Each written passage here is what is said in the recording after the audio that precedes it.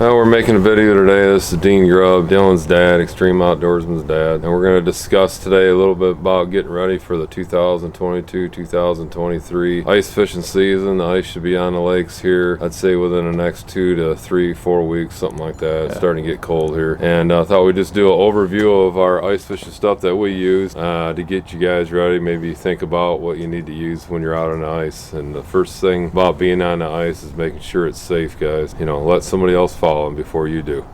So yeah, even if you see tracks along the ice, it doesn't mean it's safe. Always make sure to have a spud with you when you're walking out on the ice for the first couple times, because just because there's tracks out there, it could have been a little thicker at first but then got warm and melted away. So make sure to always be safe out there, and make sure to always have your spud every like maybe 5 yards or something like that. Well, yeah, make sure it's, if I were you guys, I'd wait until it's at least 4 to 6 inches to go out there. I've ice fished all my life, and I know you're all excited to get on the ice and this and that and the other, but falling in's no good. There's not anything good about it. I don't even understand before how those guys do the ice splunge or bath or whatever. That's insane. But yeah, but in today's video, we're basically just going to be breaking down all of our ice fishing gear and everything. And if you guys are new here to ice fishing and everything, we're basically just going to go over some beginner tips, everything you need for ice fishing. So like I said, if you guys are new here to the channel, I'm Dylan Grubb. This is my dad, Dean Grubb. We do a ton of fishing all over Michigan and everything. So hopefully today's video will help you out and give you some tips if you are starting this year on ice fishing. So starting off, you honestly probably want to get something to pull all of your ice fishing gear with. We use this really big sled. Where'd we buy this? Probably Bass Pro or something. It's like a jet sled, something like that. Yeah, it's a really nice sled. You want to have something to where wherever you're walking, we usually walk maybe like 300 to 400 yards depending on where we're going, maybe a mile or longer. And you want to have something that's going to scoot along the ice pretty good. It's got these rivets on the back, so it really works well. You want to throw all your stuff in here, so we really like using this thing. We've got a couple of them. That's a really good thing to have. You don't want to be carrying a bunch of buckets out there. I guess a good thing to get is maybe some cleats to put on your boot. Oh yeah, if it's real, you know, like clear ice, it's not got any snow on it. Maybe have some cleats. You can buy them just about anywhere. You can buy cheap ones up to expensive. The cleats help out a lot from falling on the ice.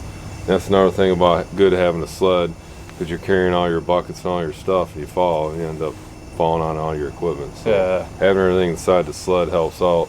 If you do fall, you're not falling on all your equipment and you know, something jabbing into you or whatever. But any which way, to help out, you know, you don't need the fish finder, but it's really helpful when you're out on the lake.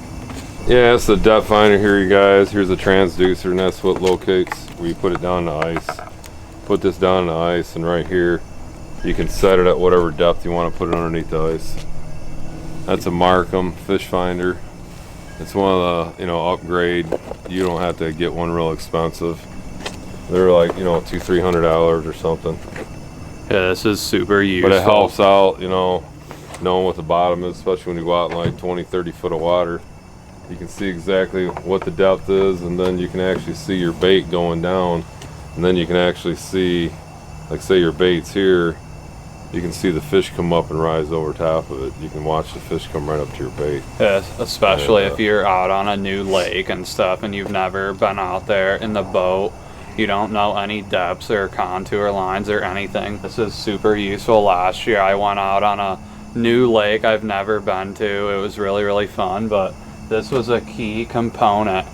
Being out there, I didn't know any of the depths or anything, and I could set all my tip-ups and all my lines like right above the weeds, right above bottom, and it just really was super successful for me having this fish finder. So it's really useful. I recommend, if you're saving up for something, buy this next for ice fishing, because it really helps you out. But next up, you would have to have a rod to go ice fishing, and I guess you can go over some of the rods if you want. Either a rod or tip up. You might just go out for northern, so you can just use a tip up.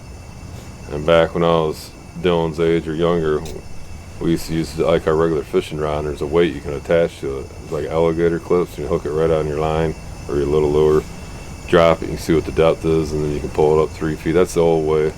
Now we got this Markham, so you can see, and then you can, you know, we just use these for, you can use it for walleye, bass, whatever.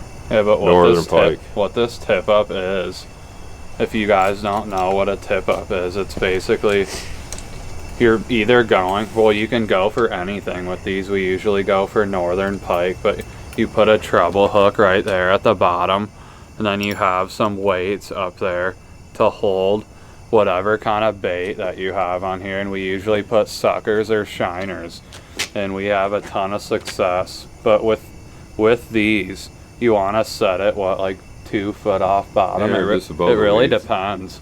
Like if you got this fish finder, you can show, like he was saying, you can put it right above the weeds so it's not getting tangled in the weeds, and if it does that, you're really not fishing, it's just tangled up. But what this is, you basically just set it up like that, and your sucker is down in the weeds like this, and once a fish pulls on it, just like that, a big pike will come check it out and drill it, and then your flag will go up just like that, and that's how you know you have a Mondo pike on, or a big bass. But I really like setting tip ups. I think a couple of years ago we had one of our best days ever. We had like almost like 20 to 30 flags in one day. It was crazy. It was a really good day, or good year a couple of years ago, and we also caught a couple really big pike last year. I'll leave a couple clips here to show you guys how these work. But I really like setting tip ups. It's really fun running to all the flags when you see them go off. Yeah, these are a couple of our rods. I guess here's one that my dad uses if you want to show them. This is Abby Garcia, guys. Little spinning reel. It's like an ultralight spinning reel. It's a combination. I got it Bass Pro. It's a Abby Garcia rod and reel, and it's a medium action 48-pound test line. It's 29-inch long rod, and it's medium action. So, and it works really well. And also we got a spring bobber on here, so you don't have to tie a bobber on the line. If you're holding it like that, and if you get a hit, see the spring bobber? If you get the slightest hit, because a lot of these bluegills and perch that you catch up here and up north, they barely hit it, you know, and you can see the slightest hit and you can set the hook. Okay, here's some line that we use right here for our ice. It's called line. My buddy Sam Moore makes it, but it's really good ice fishing line. This is 3-pound fluorocarbon. And then there's also 7-pound right there, but this line works really good. And honestly, this little tiny bait right here, I don't know if you guys can see that, but it's a frostbite jig. I've been using these for about a year now or longer, and this one right here caught me so many gills last year. Crappies, perch, little bass. This blue and pink caught me a ton, so I recommend that one if you're looking for some type of jigs. But this one's really good, and we also have a ton of other ones. I guess they're gonna fall out, they're not all bunched up, but there's a ton of different colors that we have. This one does really good. It's almost like a little tiny perch. So if you guys can see that, it's got the lines right there, then the yellow and black and red. So I really like that one as well. But yeah, it's really fun getting out there doing ice fishing. Black and white works really good too. White and red. Yeah, white and red. Chartreuse and orange. I also did good on that one right there, the purple. It seems like odd colors for gills work. They really like those odd colors. Yeah, I didn't really mention anything about the auger, but this is really important when you're out there ice fishing, because the lakes are frozen, so you obviously have to drill a hole through the ice to get to the fish if you want to catch anything, right? But my dad actually got me this one, what was it, like 4 years ago probably. Oh my God, yeah, 4 years ago or something, but this one has worked really good for us. It's a Jiffy propane auger, and this thing is badass. It's a 46 Extreme, it's called. And this thing works phenomenal, guys. A lot of those gas augers will take like 5 to 10 pulls or maybe even more.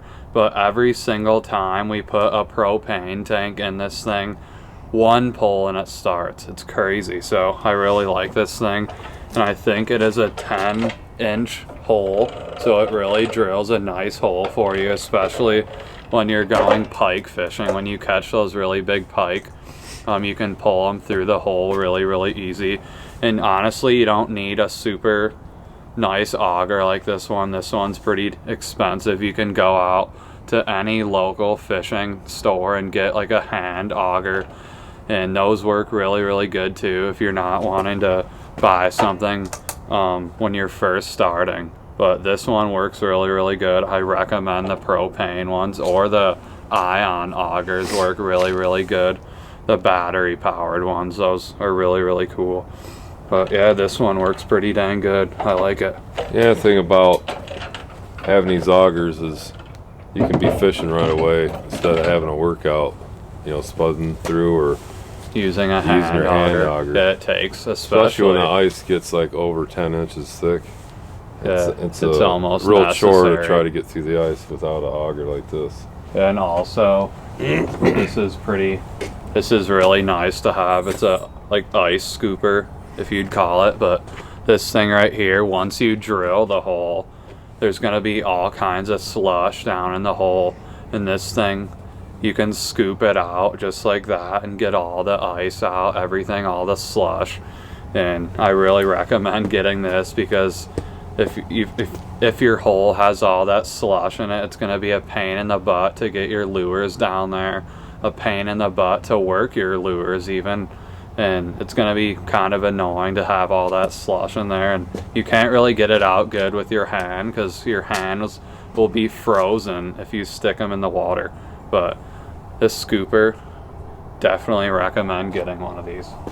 Also, guys, another really fun thing that me and my dad do in the winter is spearing. And we've been doing it for a couple years now, but last year it seems like we went out way more. It's really fun. If you want to get into something new, go to your local store and get a spear. You can spear northern pike, or there's little tiny spears that you can go out to Lake St. Clair and spear for perch. That's pretty fun too. All right, well, here's a decoy that we use, one of them. We got several of them. You know, every day changes what color they want. And they are set up to, when you pull them, they go in a circle like this. And they kind of stay in the zone where you're gonna spear. You know, and if you want to get a good wide view of where you're spearing at, cut yourself like a 2-foot by 4-foot hole and clean it all out, and then you're set up for spearing. And take this and tie a line onto this and tie it to the top of your shanty and tie it on there good, so because sometimes pike come in and grab it, take off with it, so you want to make sure that line's tied out to something. And you want to make sure it's pretty heavy pound test, so you don't lose these decoys, because they're pretty expensive. But we, like my dad said, I think he mentioned, we have a ton of different colors, from black to red to pretty much, we have a perch one. It's like white and orange with black stripes. But this white and red one does really good. It seems like they like the white and red for some reason, but they also really like the perch one. We did pretty good last year on that one. We speared a bunch of pike last year with that. But it's fun spearing, guys. It get boring there for a while if they're not coming in. Yeah. But just like any type of fishing or hunting, usually the morning, the first hour or two, or you know, in the evening, same difference. You know, the last couple hours is when they move. They might move the last 15-20 minutes, and your hole lights up really good down there. So once you get in your shanty. Yeah. So it's a lot of fun. It can be boring. You can be sitting there, but you can sit there and BS with your buddy or whatever. But keep an eye out down there, because they'll come on in when you're sitting there just not paying attention. Yeah. Because you can't hear them come in. It's all by sight, so you got to be watching down the hole. Yeah, it's really fun, guys. But that's pretty much going to wrap up today's video. We just wanted to make something here quick for you guys.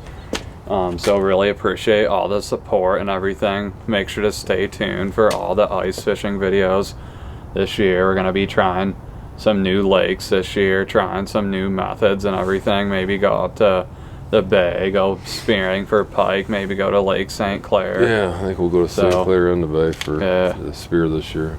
So there's some big pike, northern, and it should be a good time out there. It's exciting. Yeah, really fun. But really appreciate you guys watching all the videos and everything. Drop a comment below some video ideas that you guys want to see. But really appreciate everything, and we will see you guys in the next one.